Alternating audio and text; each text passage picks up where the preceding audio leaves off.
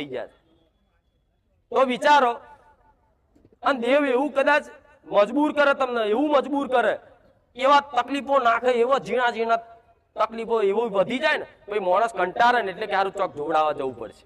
એટલે ભુવા જોડે જાઓ, પૂર્વજ બતાવો, કોઈ મેરડી બતાવો, કોઈ સદી બતાવો, તો એમાંથી સાચી કઈ એ પ્રશ્ન કરો ને તો તમારી કુળદેવી માતાને જો હૃદયથી ને દિલથી માનતા હશો, કેવું પોતાની માં છે એમ કરીને માનતા હશો ને તો મારા જેવું સાનિધ્ય તમારી માં, તમારો કુળનો દીવો અને તમારા પૂર્વજો બારીજા ધોમ લઈને આવી છે. જો